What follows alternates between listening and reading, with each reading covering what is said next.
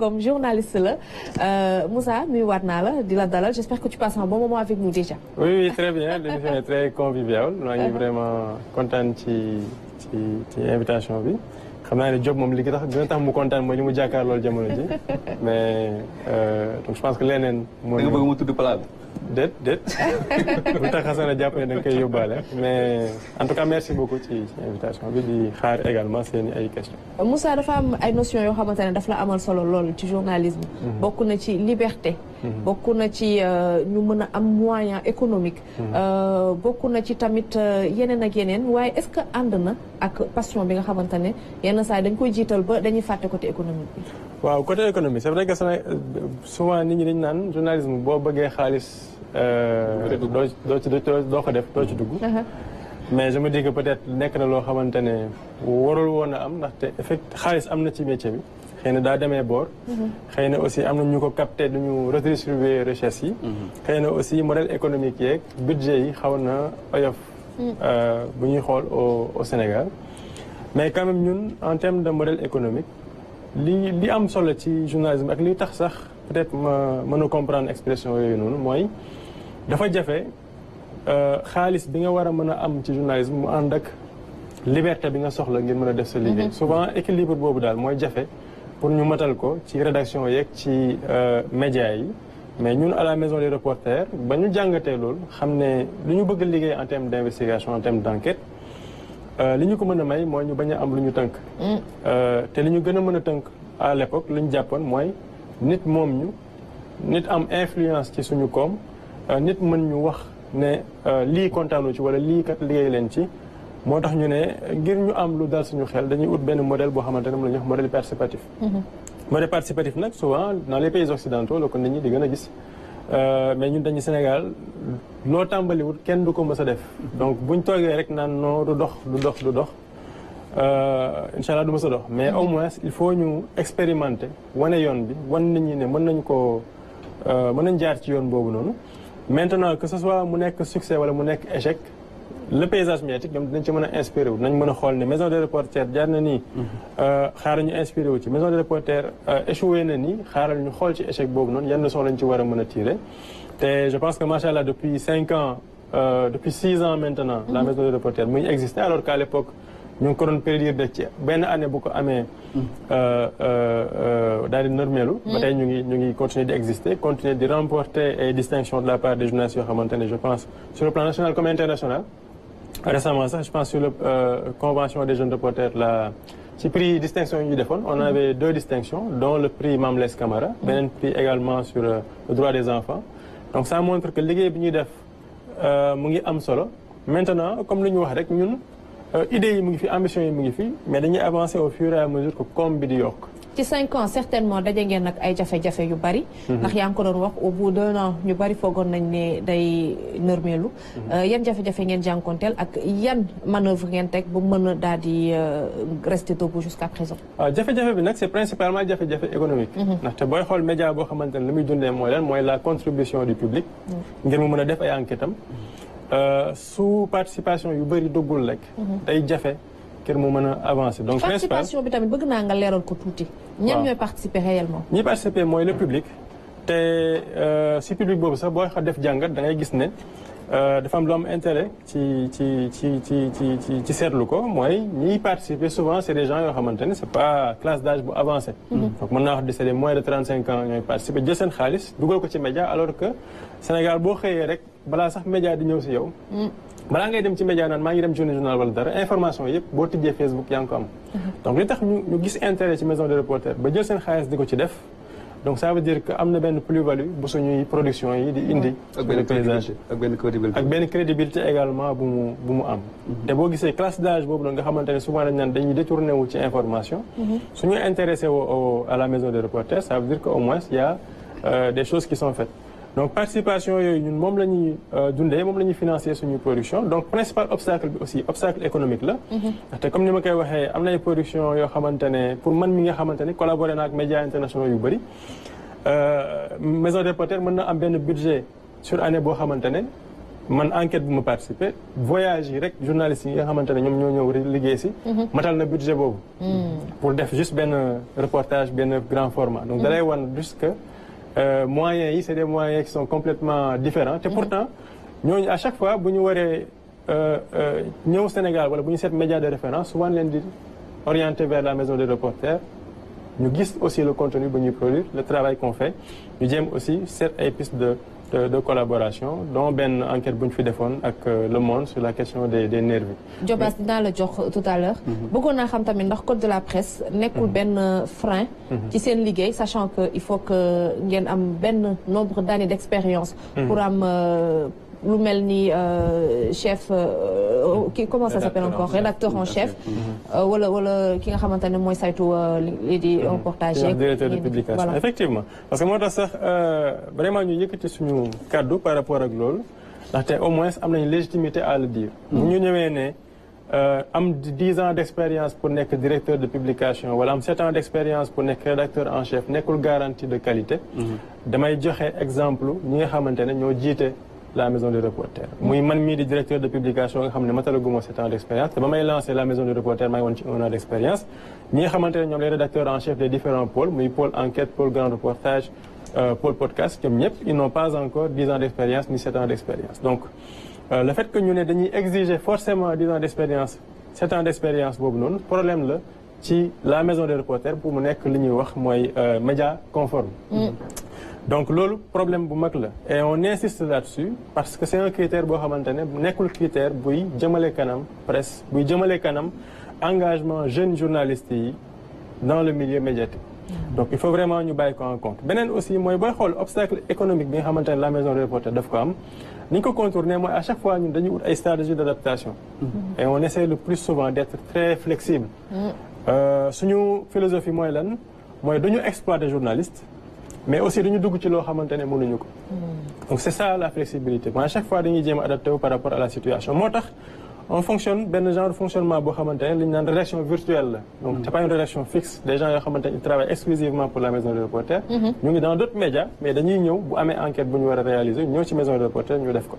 donc amul benn journaliste permanent boo xamante ne mu ngi à la maison de reporters même si am na man maay coordonné maay le directeur de publication j'accorde mon temps de manière bénévole tout comme les rédacteurs en chef également tout le travail qui est fait c'est fait également de manière bénévole parce que ñun on est dans amul rémunération parce que ñun de notre côté on est bien lotis on a d'autres travail mais les journalistes yoo xamante ne ñoom ñooy réaliser les productions ñoom on les rémunère suivant la convention collective d'accord te même convention collective sax on ne prend en compte que les pigistes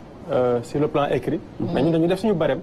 ne audiovisuel ku ciy liggéey si ñun dañ lay defal lii en termes de rémunération et en même temps ñun ñooy prendre en charge sa budget bi nga def ci production bi nga réaliser donc flexibilité boobu moo ñu may ñu subsister def ay enquêtes majeures dans le paysage médiatique sénégalais depuis 6 ans donc bu ñu appliquer code de la presse ça veut dire que il faut inévitablement que la maison des reporters disparaisse et ça c'est quelque chose d'assez problématique parce que beneen condition bi nga xamante ne teg nañ ko mooy lan mooy dañ naan au-delà expérience professionnelle ñuy laaj il faut encore nga am 3 journalistes permanents te ñun dañu ne même stagiaire sax bu ñu dugalee demande de stage naan duñu jël stagiaire parce que amaguñu conditions yu ñu la mën a teg mënaguñu la teg ci ay conditions yu décentes donc on attend d'avoir les moyens d'abord pour évoluer ci jël staff boo xamante ne c'est permanent donc le fait d'exiger 3 journalistes permanents c'est problématique parce que xamuloo budget média fu mu toll xamuloo nan lay doxee xamuloo fonctionnement interne am nga imposer ko directeur de publication expérience 10 ans nga imposer ko rédacteur en chef expérience 7 ans imposer ko ne forcément da nga war am personnel xamoo ndax benn nit mën a doxal média benn nit ak keneen mën nañ associer doxal média mais nga ne ko non il faut nga am temps en termes de personnel donc loolu véritablement c'est problématique par rapport au code de la presse te mënoon na sax nekk lu concevable bu nekkoon dañ naan il faut nga adapter conditions yi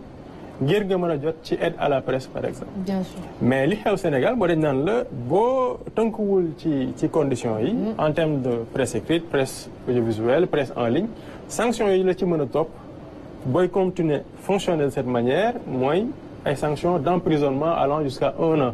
xam nga loolu c'est excessif c'est pas justifiable déjà conditions yi c'est des conditions trop strictes formes yi ça ne prend pas en compte li nga xamante ne dynamisme secteur média dans le monde ndax léegi da ngay gis jamono yi sax ay journalistes yu mag dañuy génn seen média lan la ñuy def dañuy créer ñu wax newsletter. mooy lan mooy sama domaine spécialité économie la. sama domaine spécialité c'est les questions militaires.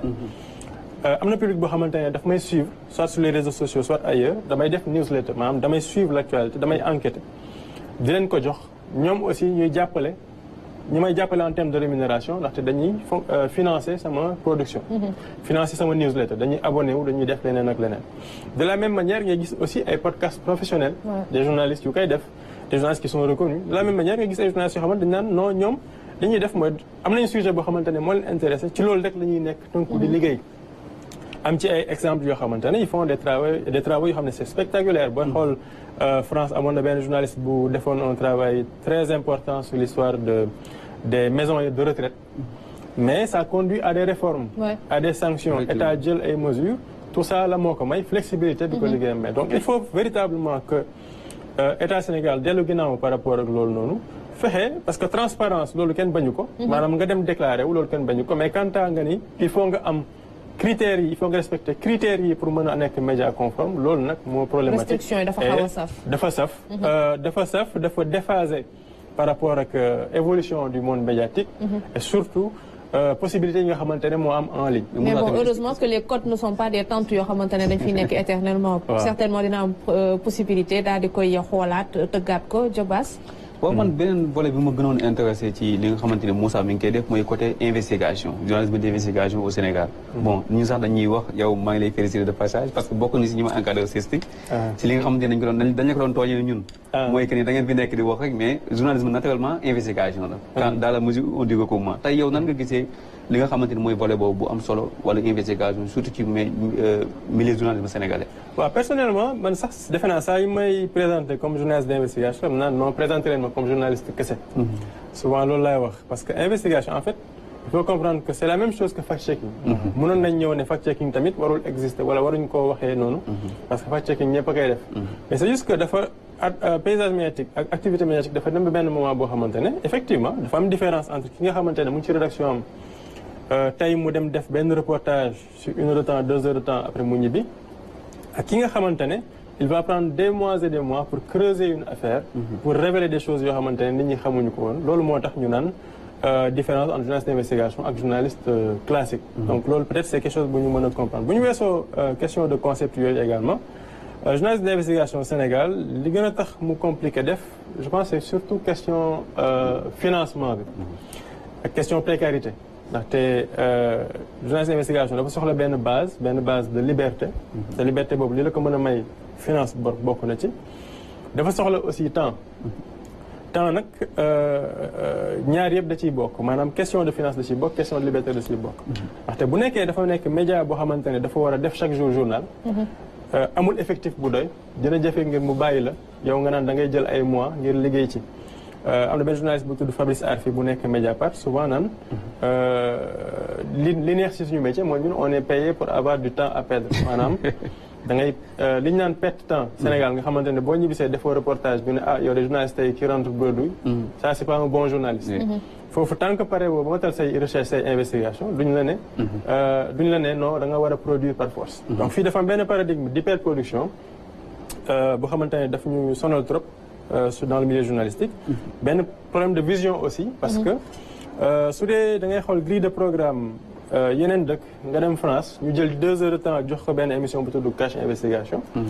Sénégal pour nga am 2 heures de temps paysage médiatique 2 heures de temps benn grille de programme audiovisuel 2 heures de temps prime time heure boo xamante ne ñëpp ci la ñuy seetaan ñu bàyyi théâtre bàyyi feuilleton jox ko yow programme d'information jafe na pour nga gis média bu nangu def loolu lan mooy les bons critères bons journalistes d'investigation. Critères bons journalistes d'investigation bon je pense que volonté d'abord moo ciy jiitu balaa sax may wax waxu formation parce que je pense ñun par exemple à la maison des reporters souvent da ngay gis ñoo xamante ne peut-être seen formation demeewul noonu mais dañu am sujet boo xam ne dañ koy bëgg gëstu yow li ñu ciy def rek mooy juste fexe encadrer ko de la meilleure des manières fexe aussi canaliser énergie boobu noonu am na énergie très débordante kenn ko naan da ngay jaar ni nga jaar ni pour def liggéey boobu ni mu waree donc je pense que volonté moo si jiitu liberté moo ci topp maanaam sa ñi la jiite may la liberté nga mën a gëstu sa sujet bañ la tënk bañ la fexe ba nga autocensuré wu. Formation bi aussi da siy baax parce que léegi de plus en plus sujets yi dafay technique. boo duggee ci sujet pétrole dafa technique boo duggee ci ay sujets yoo xamante ne dafa jëm ci wàllu droit dafa technique. donc complexité yooyu noonu day laaj parfois. fit bi aussi parce que booy def investigation Sénégal facilement puisque ay sujets sensibles di nga ko laal ci lu bëri. sa kaso xaj na si. mais comme li ma wax rek il faut ñuy forcer les barrières ndax comme soxna si li mu ko wax code yeeg loi yi nekkuñu ay tàntu ñu teg. il faut aussi ñu leen di bouger ngir ñu méngoo ak jamono. ndax comme société dafa laaj transparence laaj lu jaarul yoon ñu mën koy wane. donc buñ ne journaliste bi nga xamante ne dafa def liggéeyam de bonne foi wane li jaarul yoon ñu ne ko yow mën nañ laa tëj ndaxte par exemple buñ ne diffamation xooluñu sax la vérité mais dañu xool ay réputation honneur autrui ndax danga ko yàqam déet. donc foofu c'est problématique mën nañu war nañu changer ay questions de loi sur la diffamation diffusion de fausses nouvelles ni ki mel war nañu mën a tëggaat yoon loi yi de telle manière que dina épargner la liberté d'informer wala du censurer aussi les journalistes donc il y a pas mal de choses ñu mën a liggéey ngir texte yi daal méngoog liggéey journaliste surtout journaliste d'investigation. c'est important Hassana certainement am na loo ci. waaw man Moussa je l'ai connu depuis bon comme ni mu koy waxee sama doyen la mais day bañ daf may woowee doyen c'est quelqu'un qui a appris de son nom pourquoi parce que Moussa Ngom beneen ba dañuy wax da daan jaawale daal lii moom day jàppale nit ñi ngir ñu bañ a jaawale information yi. dès le début avec à vos commentaires je me rappelle bien c'était en 2016-2017. oui à vos commentaires ba ñuy yegsi ci maison des reporters maintenant Moussa est engagé par rapport ak l'affaire René Capain Bassène bi xam ne moo ngi ci taxawul avec waa CGF pour ñu mën koo jàppale moom sunu mbokku taskatu xibaar boobu dañ koo jàppoon ci affaire bu fa bayoon Moussa est engagé ci mbirum pseudo nervi parce que bon jusqu'à présent amaguñu enquête boo xam ne peut-être yoon tëddal nañu ñi ay nervi lañu Moussa est engagé par rapport ak li jëm ci mbirum cartographie muy doomu Sénégal yi xam ne ñàkk nañ seen bakkan ci diggante 2021 jàpp 2024 ci événement yi amoon ci Sénégal Moussa est engagé ci yeneeni mbir yu bëri est-ce que Moussa est un journaliste militant wala c'est quelqu'un juste qui est épris de telle ou telle notion démocratique yoo xam ne moom jàpp na ni loolu la war a doxal ci dundam. alors je pense que journalisme en fait dafa engagement. déjà mooy booy def journaliste il faut nga xam lan moo tax ngay def liggéey bi. lan moo la ci dugal. lan nga bëgg jëriñ sa askan. loolu déjà boo ko xamee rek dina la wan ban yoon nga war a jaar ndax war nga jalgati yoon ndax war nga nangu ñu lay corrompre ndax war nga nangu ñu lay influencer wala ndax war nga nangu leneen ak leneen. engagement boobu bu taxawee rek fi nga jëm da nga fay xam maanaam da ngay jéem a impacter l'opinion publique déjà par de bonnes informations maanaam que mu tàmbalee ci ki nekk ci rédaction di def liggéey d'information pour le journal pour nit ñi am xam-xam ci la mooy xew actuellement ci société bi c'est un travail d'intérêt public. de la même manière booy laal ay sujets sensibles également c'est pour que société bi avance. ndaxte boo xoolee que ce soit le cas de René Capain Bassène c'est pour que nit ñi prendre conscience ci comme li maître Ciré Clédor Ly doon wax naan benn innocent 1000 coupables rëcc kaso moo gën benn innocent tëdd kaso te fekk na waroon na génn. et je pense mooy le cas actuellement de René Capain Bassène mën nañ ci ñëwaat bu ngeen ko bëggee. c'est la même manière également pour le travail sur la répression policière également il faut que ñu mën ci wax ngir mbir yi mën a avancer ngir réforme mën a am ndaxte je pense que nguur gi engagé wu na en la matière mais il faut aussi ñuy wane ne voici les dysfonctionnements voici li nga xamante ne moo tax ba lii nii ba tey mënuñu fexe ba dépasser ko question des violences policières mënaguñ ko dépasser. voici la moo tax ñu war a rendre justice aux victimes des manifestations ainsi de suite ainsi de suite donc man à chaque fois sujet yu may liggéey dama ciy dem ak engagement dama ciy dem ak volonté parce que damay jàpp ne loo xamante ne bés bu sottee bu nit ñi mayee nopp man ak ñeneen ñi ciy liggéey parce que du travail individuel dina tax ba société bi avancer dans un sens meilleur ndaxte boo waxee ci wàllu. s'agissant de René Capain Bassène excuse-moi.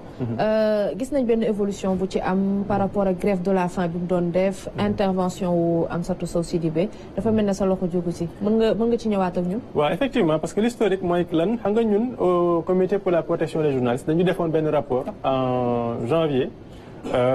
sax René Capain Bassène moom moo nekkoon le seul journaliste sénégalais bu figuré woon dans ce rapport parce que c'est un rapport sur les journalistes qui sont en prison à cause de leur travail ñu koy wax prison census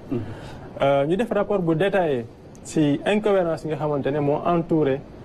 condamnation di tax ba depuis 7 ans mu nekk en prison suñu confrère boobu di René Capain Bassène te j'espère que mu ngi seetaan du pavillon spécial maa ngi déggante ak moom démb rek. donc ci cadre rapport boobu noonu ginnaaw ba ñu démontrer li ñu doon wax détails yi li nga xamante ne moo taxoon ñu ne il est victime d'une erreur judiciaire boo xamante ne son travail dañ ko ci boole.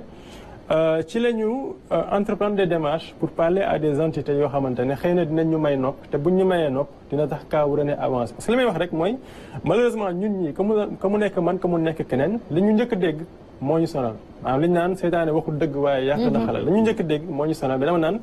ku gëstu kaawu René Capain Bassène parce que man je suis très à l'aise pour en parler ku ko gëstu rek di nga xam ne liñ koy toppee defu ko te dañ ko amel arc bu rëy a rëy donc de la même manière la ñu exposé laa dem laaj audience à la commission nationale des droits de l'homme bi nga xamante ne professeur Amsatou Sow Sidibé moo ko jiite ñu toog am waxtaan bu yaa ma ñëw exposé ñu laaj ma ay question posé question ma tontu laaj ma question ma tontu ñu xam ne effectivement fii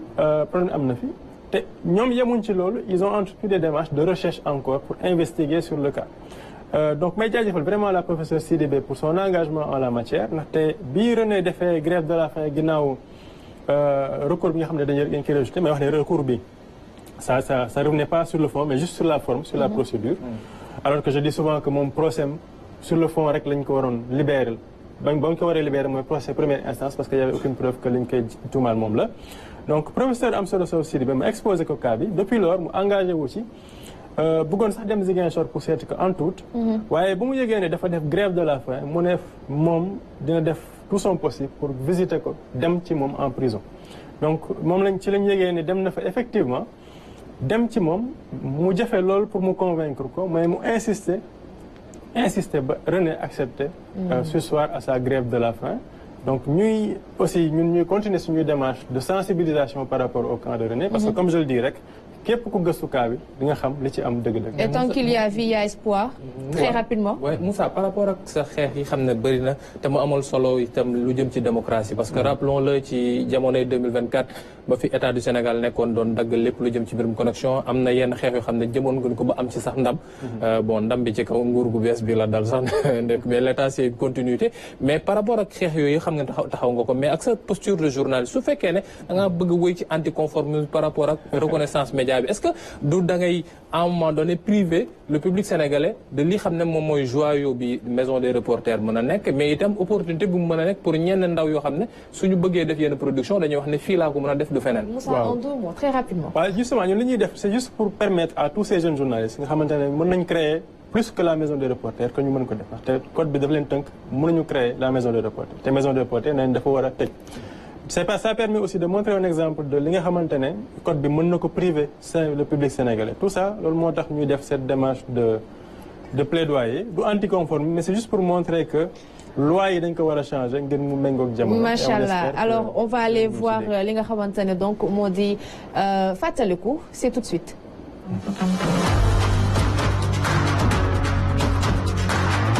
Bruno Diatta la ñuy fàttaliku tey 1948 la juddu daal di génn àdduna 2018 ñu xooli élément bi daal di ñëw. kenn daawul dugg palais présidentiel te Bruno Diatta newul la bismillah ànd na ak mbooleem kuy ganuk président yi